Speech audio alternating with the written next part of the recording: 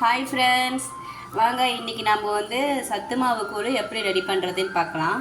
அதுக்கு முதல்ல வந்து ஒரு அரை கிளாஸ் தண்ணி வந்து கொஞ்சமாக ஊற்றி கொதிக்க வச்சுக்கோங்க. இதில் நான் வந்து உப்பு போட்டிருக்கேன், வெறும் உப்பு மட்டும் தான் போட்டிருக்கேன். நீங்கள் வந்து உப்போட நாட்டு சர்க்கரை, அதில் ஒயிட் சுகர் எது வேணாலும் போட்டுக்கலாம். பாருங்கள், இதுதான் வந்து சத்து மாவு பவுட்ரு. இது நானே வீட்டில் ரெடி பண்ணது என்னோடய குழந்தைங்களுக்காக. இதில் நான் நிறைய பொருள் போட்டிருக்கேன். இதை உங்களுக்கு எப்படி செய்யணும்னு நீங்கள் எப்படி செய்யணும்னு தெரிஞ்சுக்கணுன்னா கமெண்ட்டில் சொல்லுங்கள். இதை நான் வந்து ஒரு நாள் உங்களுக்கு பண்ணி காமிக்கிறேன். சத்து மாவு எப்படி ரெடி பண்ணணும்னு பண்ணி காமிக்கிறேன். இதில் வந்து ஒரு 3 ஸ்பூன் எடுத்துக்கோங்க, 3-3.5 ஸ்பூன் எடுத்துக்கோங்க.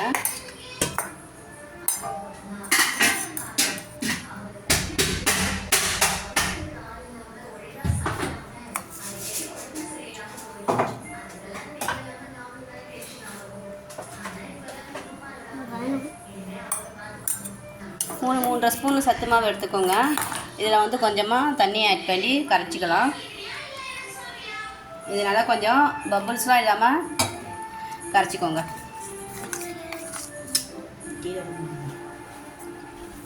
பபுள்ஸ்லாம் நல்லா இந்த மாதிரி கரைச்சி எடுத்துக்கோங்க.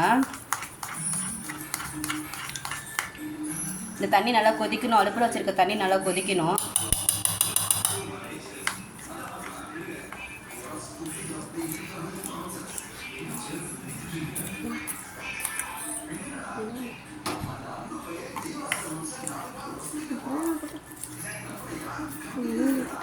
இந்த சத்து மாவில் வந்து நான் கிட்டத்தட்ட ஒரு 30-40 பொருள் போட்டிருக்கேங்க.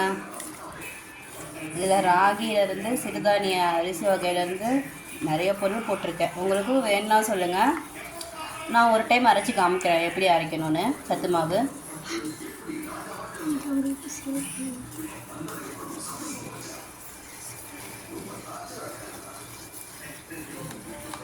பாருங்கள், இந்த மாதிரி தான் நல்லா பபுள்ஸ் இல்லாமல் கரைச்சி எடுத்துக்கணும்.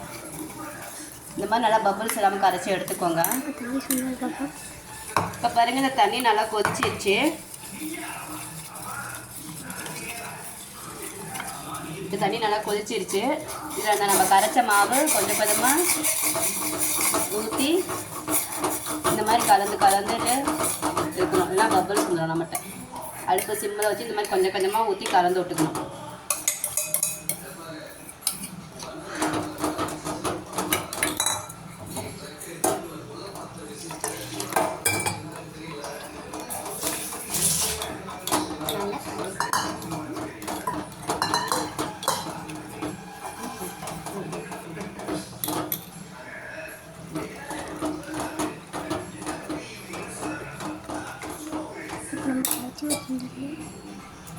இன்னும் கொஞ்சம் தண்ணி ஆட் பண்ணிக்கலாம், ஏன்னா இது கெட்டியாயிடும். கொஞ்சம் தண்ணி ஆட் பண்ணிக்கலாம்.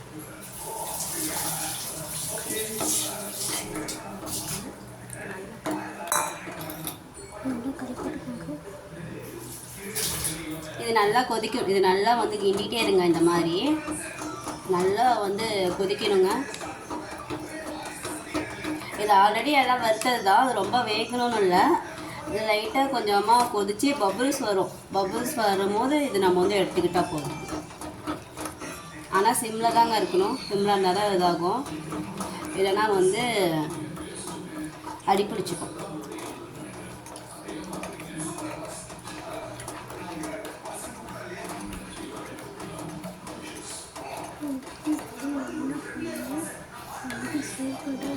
ஃபஸ்ட்டு இது பார்த்துட்டு ஜூஸ் போடுறேன்.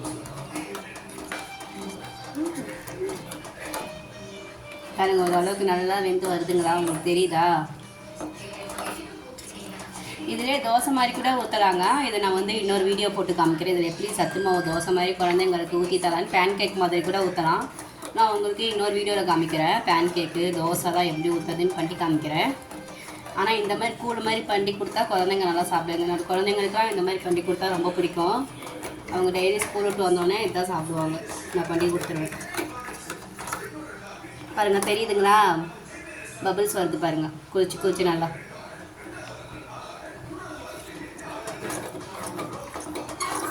நல்லா ஓரளவுக்கு பபிள்ஸ் வரணுங்க. நானே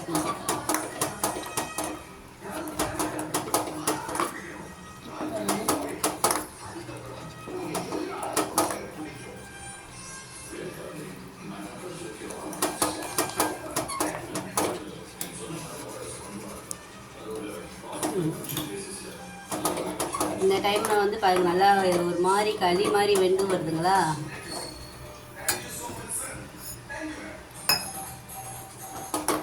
அது நல்லா பாருங்கள், நல்லா நல்லா கிண்டி விட்டே இருக்கும். இந்த மாதிரி நல்லா பண்ணுங்க, நல்லா பண்ணுங்க. அடுப்பு வந்து கொஞ்சம் சிம்மில் வச்சுக்கணும்.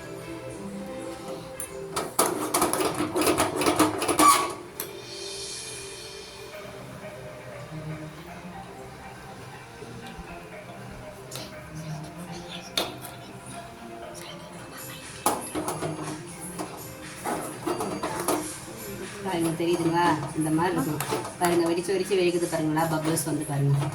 இந்த ஸ்டேஜில் என்ன பண்ணுன்னா ஒரு 3/4 டம்ளர் பால் வச்சுருக்கேன்.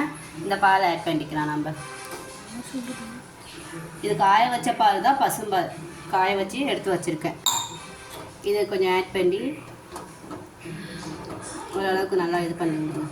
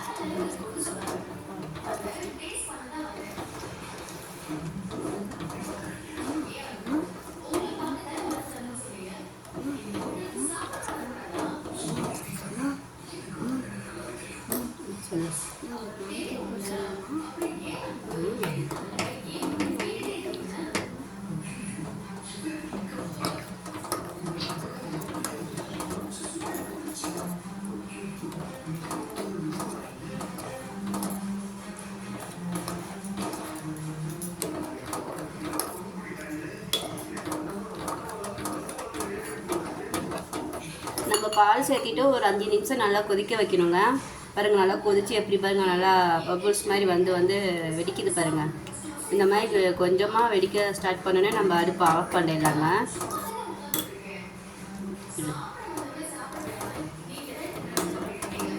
அடுப்பு ஆஃப் பண்ணிடலாம். கொஞ்சம் நல்லா இதாகட்டும். கீழே இறங்கி நீங்கள் ஒரு நிமிஷம் அவனவங்க ஒன்று ஒன்று வரும்.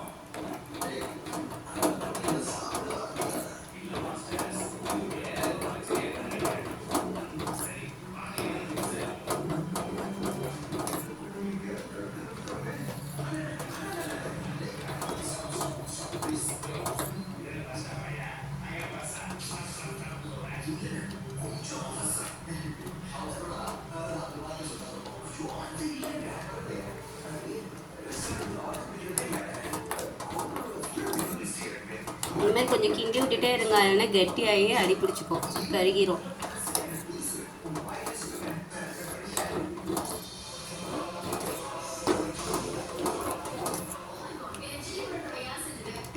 வாசமே ரொம்ப சூப்பராக வரும். இது வேகிற வாசம், இந்த சத்து மாவோட வாசம் நல்லா வரும் ஹெவியாக. கொஞ்சம் அப்போவே தெரிஞ்சிடும் நம்மளுக்கு ஒரு கூழ் வந்து ரெடி ஆயிடுச்சு அப்படின்னு.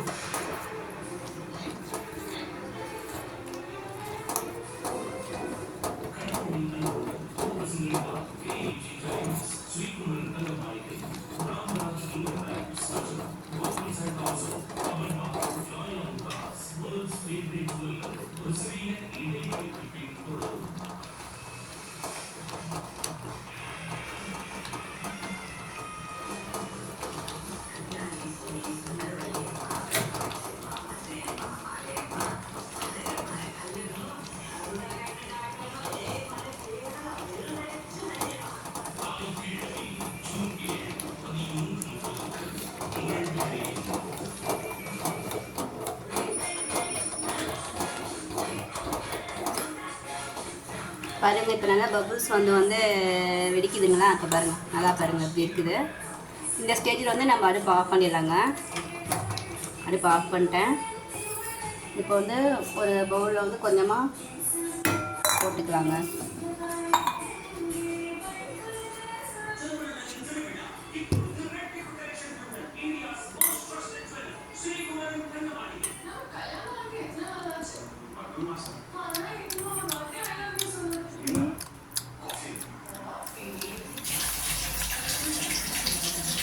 அவ்வளோதாங்க, கூழ் ரெடி ஆகிடுச்சு. இப்போ வந்து கொஞ்சமாக சாய் வந்து சாப்பிட்டு பார்த்துட்டு சொல்லுவான் கூழ் எப்படி இருக்கு. இருங்க நல்லா ஆறட்டும், ஏன்னா இது அப்படியே சூடாக சாப்பிட்டா வாயெல்லாம் புண்ணாயிரும். இருங்க கொஞ்சமாக எடுத்து இங்கே பாருங்க எப்படி இருக்குது பார்த்தீங்களா? சூப்பராக இருக்கும், நல்லா பூ மாதிரி இருக்கும்.